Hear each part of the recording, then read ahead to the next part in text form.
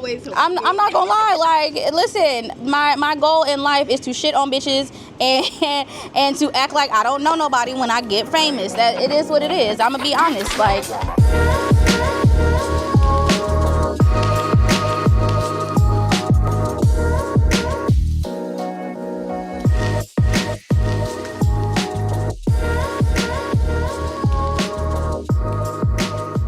So my name is DJ Juicyy, and my name came from my middle name being Caprice, so I used to go by Caprice Sun. And one of my regulars at one of the restaurants I used to work at used to call me Juice. So it kind of just went from there, and then I call myself the thickest bitch in the world. So yeah, it just kind of goes with the whole thing, yeah.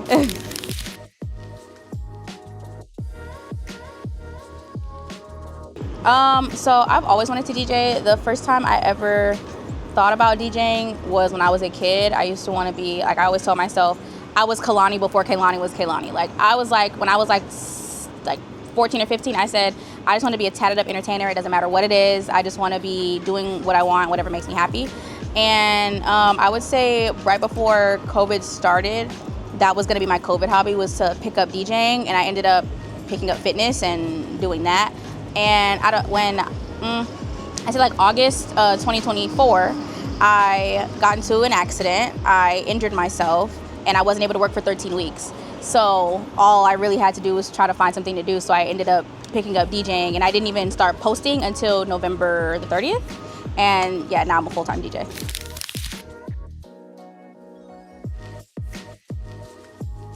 Surprisingly, I was very well supported. Like, a lot of my people kind of felt like it just fit.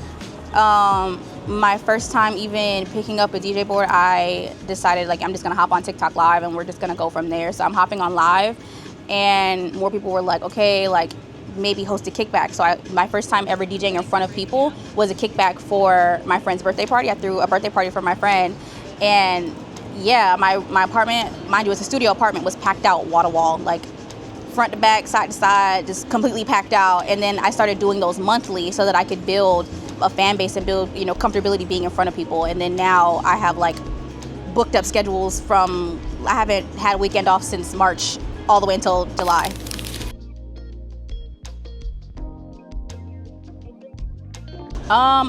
Honestly, the fact that this is something that I've always wanted and something that I prayed for, the thing that keeps me going is knowing that, like, I genuinely am living in my prayers right now. So it's like there's nowhere else to go but forward and up. Like, I've constantly found myself in positions where I'm complaining about stuff that I asked for. So it's like the only thing that's really like motivating me is the fact that, damn, I'm really doing this. Like, every time I wake up and I look up, I'm like, wow, like, this is like something that I talked about, something that I prayed for, something that I asked for. So honestly, my faith in God is what's keeping me going.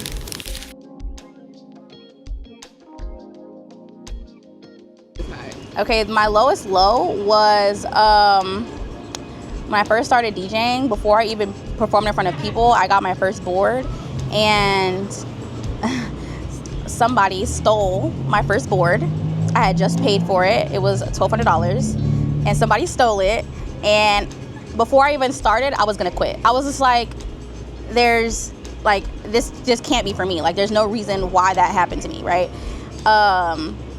But I was like, you know, listen, the devil gonna send you them trials and tribulations to see how faithful you are and how true you are to your journey.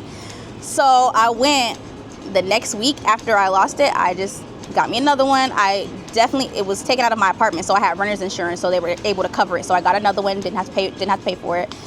And that spite actually fueled my success, because I said I'm going to succeed in spite of the person and the entities that tried to stop me. And it's gotten me here. I feel like people who intentionally try to stop you from getting where you have to go are not only haters, but they hate themselves. And I feel like the ultimate form of loving myself is to keep going. So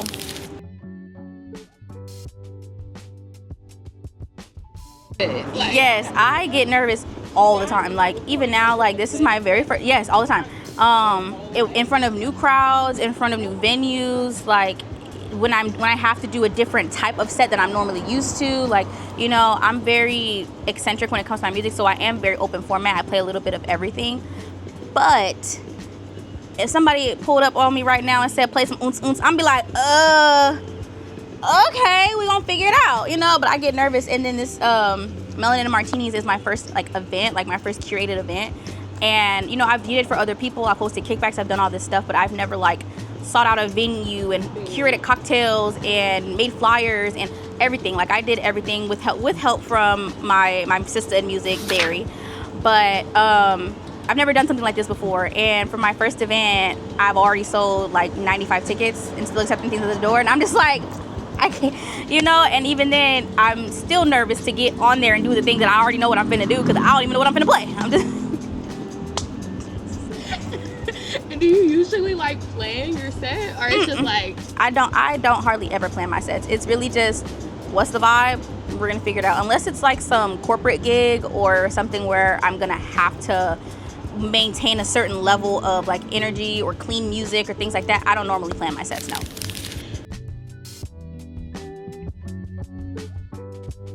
Yes, so my first like full clean set was at Body 20. It was a fitness studio in Buckhead. Yeah, I don't really know what they do in there because I didn't go inside. But my friend and my DJ associate, Chemical X, Zandy, she booked me for one of my first corporate sets, and love her, shout out to her. And yeah, I had to do all clean music. And I was like, I wanna, I can't do that. I can't. But it actually went really nice. So, you know, I had a little Billie Eilish and Taylor Swift. You know, little what's that man's name? I don't even know what that damn man name is. Bruno Mars. All the things. You know, just all the things of the corporate things.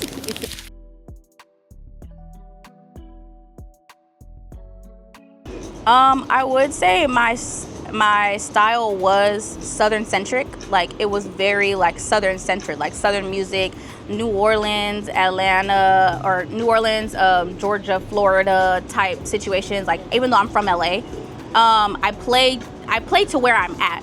Like I'm here. Nobody want to hear that from over there. Like I'm gonna be real. Like, you know, but I love my LA music, but I call myself an LA baby with a Southern soul. So it's like I try to mix in, you know, stuff like that. But I feel like it's very. I would say eccentric. I play a little bit of everything, but my favorite is Southern rap, Southern R&B, West Coast music. I love Nola Bounce. I love Jersey Club. I love Florida music. Like I like things that make people dance. Like I like to dance. Yeah. Oh, Kendrick all the way. Kendrick all the way. Every single time. Every time. I'm like, you saying where you from? It's where you from? Okay. It's Kendrick every time, all the time. World. T-Pain, come and find me. T-Pain is my favorite artist. I love T-Pain. He's one of the most creative people of our generation, and people don't understand or don't give him enough credit for that. Like, he was the rapper turned singer. Like, he was the auto-tune. Like, he was, like, when it comes to, like, just overall expression of energy in different kinds of facets. And this man got so many bags, people don't even realize. This man got a video game. Like, he got a video game. He does his what's it called?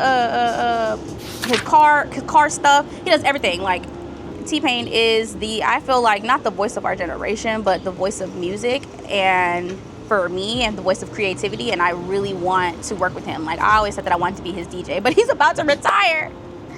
I know he's about to retire. I know it's been 20 years, but I'm like, I really hope he doesn't. But yeah.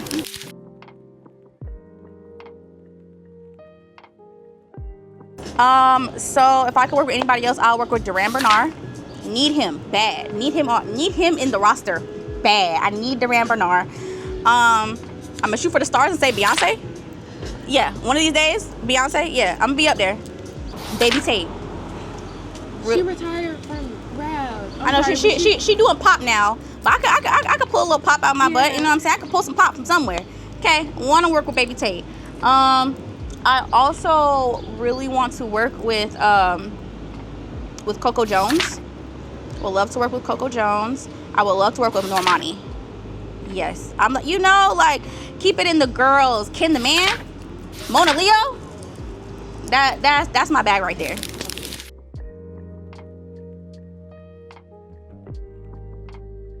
I feel like last Sunday, June 1st, I had an event with Adult Supervision Needed. It was curated by Ayana Caroline, and it was a singles mixer, essentially similar to what I'm doing tonight. But when I say, like, I went crazy for my little 2 hours. I was just bow for 2 hours straight. I'm just knocking that shit off for 2 hours straight. And then I think my most craziest set was I got randomly booked to DJ at JR Crickets, and it was like an open mic, and it was just a whole bunch of drunk old men and people just, it was just so random. I'm like, you know what? I'm gonna take the money though, but yeah, I gotta do a little bit more research before I just start taking out bookings. Yeah. I can picture that, like, old men in Atlanta are so crazy. Like, you know, one of them downstairs bucking and doing a chicken head. Like, it was a lot. Dropping down and getting his eagle on, child. Who did you play? I don't know. Probably one of his songs, cause I was yeah, I don't even know.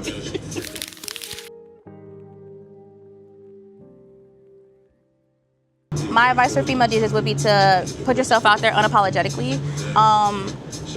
You're only as embarrassed as you feel. So putting yourself out there can be scary and feel like embarrassing, or you feel like shame, like, you know, trying to support yourself.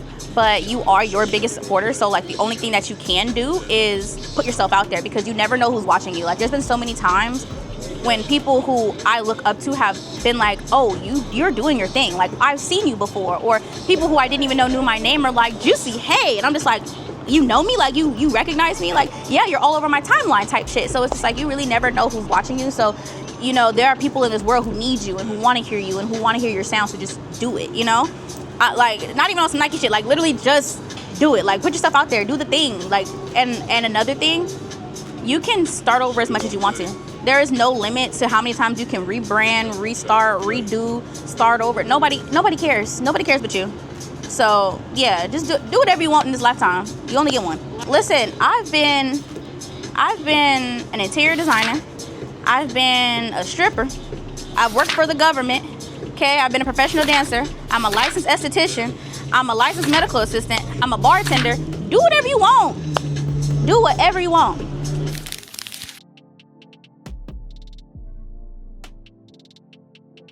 I'm trying to make melanin martinis a monthly thing, so at least once a month. It may not be at the waiting room, but we're gonna try and continue it on at least through the rest of the summertime. And then I expect Juicyy all over your timeline, cause my June packed out. July about to be packed out. Like, expect Juicyy everywhere, all over Atlanta all summer.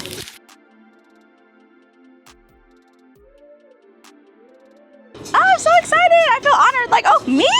Little old me? Goodness, I'm so grateful. Thank you so much. DJ Juicyy is resilient. DJ Juicyy is brilliant. And DJ Juicyy is fearless.